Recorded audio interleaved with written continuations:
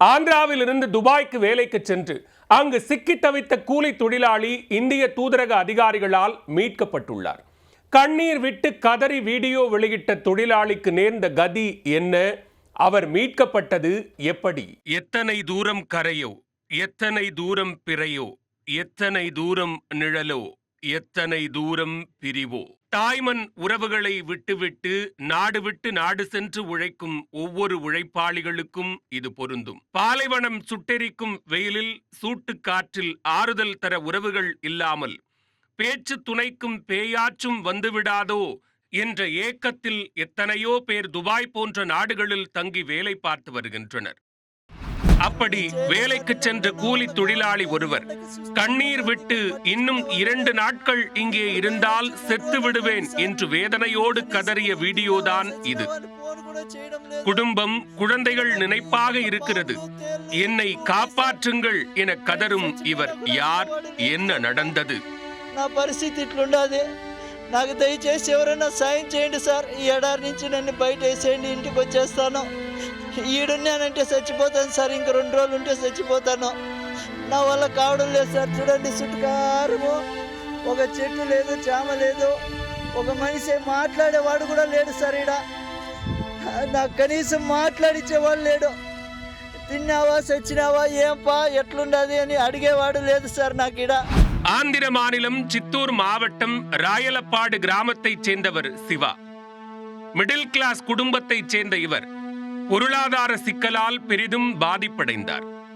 கடன் தொல்லை கழுத்தை நெரிக்க வருமானத்திற்கு வழியின்றி வாடினார். கடனை அடைத்து குடும்பத்தை எப்படியாவது கரை சேர்த்து விடலாம் என நினைத்த சிவா துபாய் நாட்டிற்கு சென்று வேலை செய்ய முடிவெடுத்துள்ளார். அங்கும் இங்கும் என பணத்தை புரட்டி ஏஜென்ட் ஒருவரிடம் 2 லட்சம் ரூபாய் கொடுத்ததை தொடர்ந்து சிவா துபாய்க்கு அழைத்துச் செல்லப்பட்டார். அங்கு அவருக்கு ஆடு, மாடு, வாத்துகள் போன்றவற்றை பராமரிக்கும் வேலை கொடுக்கப்பட்டது.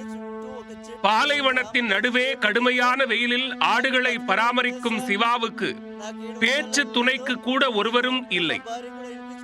சித்தூரில் வாழ்ந்த மனுஷன் சுற்றிலும் பல கிலோமீட்டர் தொலைவு வரை வீடுகளோ, மரங்களோ, செடி கொடிகளோ எதுவும் இல்லாததைக் கண்டு நொந்து போனார். கையில் ஒரு மொபைல் போனை மட்டும் வைத்திருந்த சிவா ஓரிரு நாட்களிலேயே மன உளைச்சலுக்கு ஆளானார். இந்நிலையில் சிவா தனது நிலை குறித்து வீடியோ எடுத்து அதனை சமூக வலைதளங்களில் வெளியிட்டிருந்தார்.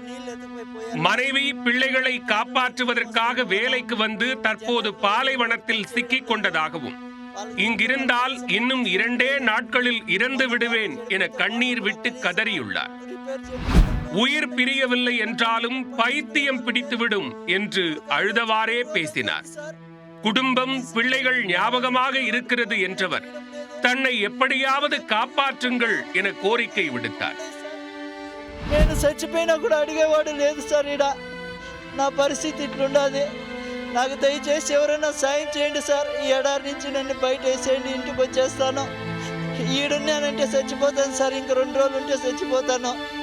నా వల్ల కావడం లేదు సార్. చూడండి, చుట్టుకారము ఒక చెట్టు లేదు, చామ లేదు, ఒక మనిషి మాట్లాడేవాడు కూడా లేడు సార్. ఈడ నాకు కనీసం మాట్లాడించేవాడు లేడు. తిన్నావా, చచ్చినావా, ఏంపా, ఎట్లుండది అని అడిగేవాడు లేదు సార్ నాకు ఈడ. నాకు నా బిడ్డలు గుర్తొస్తున్నారు. இந்த வீடியோ தீயாய் பரவ ஆந்திர அமைச்சரும் தெலுங்கு தேசம் கட்சியின் தேசிய பொதுச் செயலாளருமான நாரா லோகேஷ் சிவாவை மீட்டு நாடு அழைத்து வர நடவடிக்கை எடுப்பதாக கூறியிருந்தார். இந்நிலையில் இந்திய வெளியுறவுத்துறை மற்றும் வெளிநாடு வாழ் ஆந்திர மக்கள் மூலம் பாலைவனத்தில் தவித்து வந்த சிவாவை அதிகாரிகளால் மீட்கப்பட்டு துபாயில் உள்ள இந்திய தூதரகத்தில் தங்க வைக்கப்பட்டுள்ளார். விரைவில் அவர் நாடு திரும்புவார் என்றும் புன்னகையோடு பேசி வீடியோ வெளியிடுவார் என்றும் எதிர்பார்க்கலாம்.